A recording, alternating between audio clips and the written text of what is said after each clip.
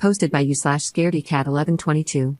My 45F husband, 49M, of 23 years had an affair with a 20-year-old girl starting in 2020. I found out this year when his affair partner gave birth to twin boys in March. Obviously, we were going to divorce. We've been hashing things out since then. It's been a lengthy process due to some properties we own in common, and we needed to get an accountant because he used the shared account for his affair. Finally, things seemed to be getting close to the end when both my husband and the woman he cheated with were killed in a car crash. By some miracle, the twin babies were not harmed in the crash. Now they are orphaned and neither set of grandparents can take them in permanently. My husband's parents are both in assisted living, he had no siblings, and the only aunt who could take them refuses. She's been child-free her whole life. On the woman's side, I'm not sure of all the details, but her parents are also unable to be involved long-term, and her only sister lives overseas. Since we were still married and he had not updated his will, all his assets are set to pass to me and our 2 children. I'm not callous enough to leave those babies with nothing, so I agreed to let whoever becomes their legal guardian have the remaining balance in the shared account, about $25,000 in savings. The issue is that no one wants to take them in. Now my in-laws are pressuring me to take them in and raise them. The problem is, I don't want to, at all. I wouldn't love them, and I don't want to be the evil stepmother. But I know a big part of me will always have some level of resentment toward them. I would probably favor my own children. It's not their fault, but I truly loved my husband, and I thought we were happy before I found out about the affair. We have 2 daughters, 14 and 16. Obviously, we had disagreements, but we never insulted each other before.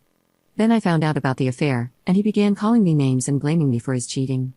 He became abusive and even tried to kick me out of the house, my childhood home, which is not shared property, for the record. I'm also raising teenagers alone now. I don't have the energy to raise babies anymore. My daughters hate their baby brothers. I tried to get them to spend time with their dad as we were divorcing, but they refused. Since this all came out because of the babies, there wasn't really a way to sugarcoat the situation. And they are also too old for me to get away with it. Most of my friends agree it's not my place to care for those children, but my in-laws, the affair woman's parents, and my mother want me to raise them. I know my mom is just having grandkids fever, but it hurts not to have her support. I have to make a decision by next week, or the boys will be going into foster care. At the moment, they are temporarily placed with their maternal grandparents. I feel horrible, but I am very sure I can't take them in. Would I be wrong if I refused to take them in? First update. Hey everyone, this blew up far more than I thought, and I appreciate the well wishes for my girls, the boys, and myself. Also, thank you to the many lovely people offering to help give the twins a good home. I might not be their mother, but it touches me and makes me glad there are good people out there. After thinking carefully, speaking to my lawyer, reading responses, doing research, etc., I plan to speak to the grandparents tomorrow and refuse to take legal guardianship of the boys. I will let them know the usernames of people who offered to me for private adoptions or fostering, but my daughters are my priority.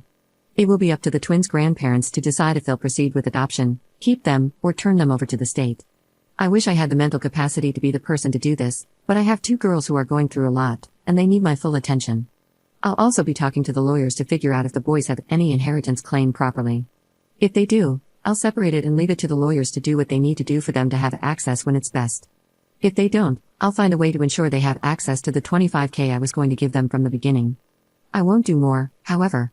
My moral compass might be biased, but I don't believe I'm obligated, morally or legally, to do more than what the law says. I can't help everyone, and I shouldn't have to.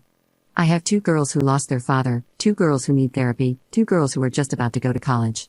They've gone through enough without seeing their mother favor the children of their father's mistress. Second update. Hey everyone, as I mentioned 2 nights ago, I went yesterday to speak to the twins' grandparents. I explained my position and refused to take guardianship of the boys.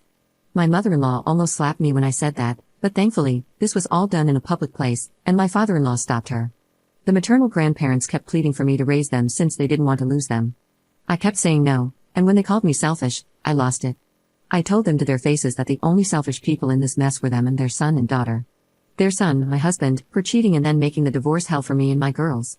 Their daughter because she was a WH-re, I used another word, who went after a married man twice her age. I told them if I heard from them again, I would request a cease and desist. I also informed my parents-in-law that they won't have access to my daughters for the foreseeable future. I'll explain why in a bit. We were at a restaurant, but I didn't stay for the meal. I also sent an email to my lawyer so he can ensure CPS and any agency involved in the welfare of the twins is aware that I'm not going to be their guardian or be involved. Then I sent an email to my in-laws with all the usernames and websites from people here on Reddit who have offered to do interviews for the twins' adoption. I won't be involved beyond this point, so please, as lovely as it is, I can't help you if you are interested in the boys. Yesterday was the end of my involvement. As for why my in-laws won't see my girls, I spoke to my daughters and decided to find out more about their thoughts before I went to meet the grandparents. My youngest refused to speak to me, which I found very out of character for her. My eldest then asked for just the two of us to talk. That's when she explained that my in-laws had been going on about how the girls need to get ready to go to public school instead of their private school and get jobs right out of high school, since I would have to provide the twins with private schooling and college money. Apparently, they were also told to start moving their stuff to share a room. My girls have separate rooms, since the twins need more space. This was not known to me, mostly because that would never happen. Apparently, my in-laws have been basically bullying the girls because the babies take priority. Yeah, that's not happening. I told the girls that their grandparents have no say in where they go to school, their college funds, or how the rooms are set in our house. I also said I do agree they could use a part-time job during college and maybe a scholarship, but their tuition will be paid. I told them not to blame the babies for the stupidity of the adults. They told me they understand, but they still don't want to interact with their brothers for now. That for now part gives me hope they'll get through things. For now, we're going to make some changes in the house. The girls and I both don't like that there's still an office space that my husband used. We're going to make it into a gaming room for all of us. I plan to take down some pictures that have my husband in them and put them in albums for the girls. We just want to make the house more ours. For those wondering why my girls want nothing to do with their father, my daughters were the ones who discovered the affair and told me when my husband took them to meet the twins at the hospital. He had asked them to keep it a secret, but my girls told me. After that, my husband began treating them horribly too. He burned all bridges with the girls. Third update. I spoke to a lawyer on Monday. The boys have no inheritance claim until a DNA test is done. After that, their only claim will be against my in-laws. The shared account is not considered my husband's individual property, so it's mine. The same goes for the lake house. Since he had a personal savings account and a life insurance policy, which went to his parents, that will be the only thing the boys could claim. Obviously, this could change if it goes to trial, but the lawyer told me that with how little my husband left my girls and me, there's very little chance a judge will demand our assets. The lawyer also recommended that I completely end the idea of sharing any money with the boys. That could be used against me to claim I'm taking financial responsibility for them and should be considered their guardian. I'm dividing the money from the shared account for my daughter's college tuition. I'm still unsure if I'll sell the lake house or not, but neither the girls nor I are attached to it. Now, please leave me alone about the boys' inheritance. Sad as it is, my husband messed everything up for his children. I'm not responsible for them, nor do I have to sacrifice my assets to set them up for a better life. Fourth update. There's some good news and some annoying news. The good news is that the boys were safely retrieved by CPS from their maternal grandparents and will be placed in foster care until a permanent arrangement is made.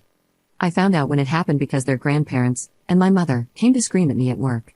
In all honesty, I'm glad this happened at work and not at home. It's made me consider moving, as I don't want my daughters exposed to any of this. An annoyance I had soon after was getting a call about my inquiries into fostering and adopting. Apparently, my information was sent to CPS as someone interested in fostering the twins and eventually adopting. I immediately explained the situation between the grandparents and me, and the operator was speechless at first. She apologized for the situation and told me she would make sure I wasn't bothered about the process. I also got served this morning. My in-laws are suing for grandparents' rights. They are also suing for custody. Apparently, they are planning to leave their assisted living, which they really shouldn't, to buy a house that allows kids, to get the twins back, and now also want custody of my daughters. My personal lawyer immediately gave me some instructions I won't share to safeguard myself and my daughters from some risks during a possible custody battle. My lawyer and I both suspect my in-laws want the girls to be parentified as caretakers for the twins since my in-laws have mobility limitations.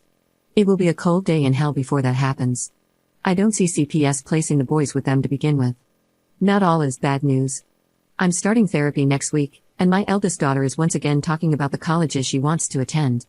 We still haven't really talked about their father or gotten them to agree to visit his grave.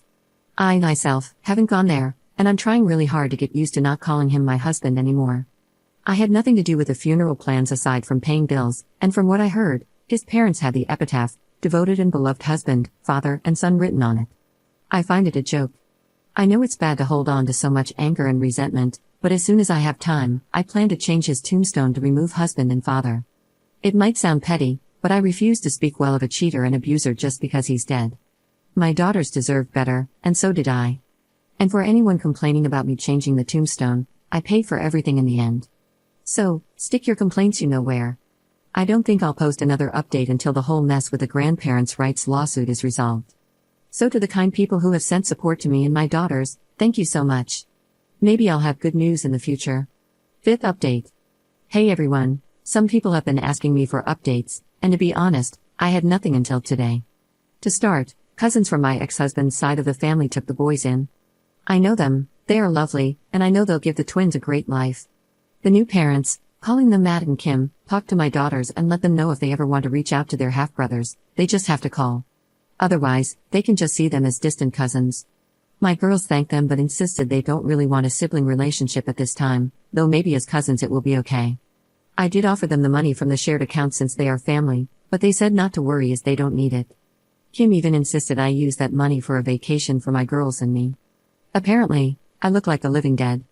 They also set very strict boundaries with my in-laws and the parents of my ex's affair partner. They can see the boys, but they won't be seen as grandparents. This apparently caused a big fight with the affair partner's parents, and Matt and Kim then cut them off.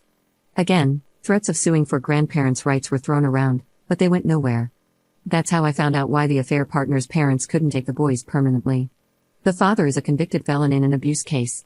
I won't share the details out of respect, but if what Matt and Kim told me is true, I'm glad the boys won't grow up with that man as an example. The only reason his wife had temporary guardianship was because of the sudden death of the parents and the process to find a relative to raise the boys. She would have had to live away from her husband to allow permanent custody, and she wasn't willing to do so. My ex-in-laws realized that threats were not going to work, so they agreed to be great uncles instead. Good for them, I guess.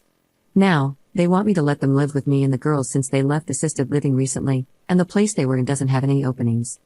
This place has a long wait list, and the only reason they got in originally was because my ex and I offered to pay for 5 years in full. They still had 2 full years paid for, which I was going to cover. After everything they put my daughters and me through, I'd rather burn money on a grill than spend it on them. I know they want my girls and me to be their caretakers. I won't even consider it. My daughters have their own paths to follow, and honestly, I want to consider meeting someone new. I know it sounds like I'm moving on too quickly, but I've been working to move on since I found out about the affair. I don't think my ex deserves me to go through a mourning period. I already mourned our relationship. At least, that's what my eldest daughter said, funny enough. She's been encouraging me to go out and meet someone. We still have that custody lawsuit from my ex-in-laws going and a few other issues that I will update when I have more, but I wanted to at least let everyone know the boys are safe and together.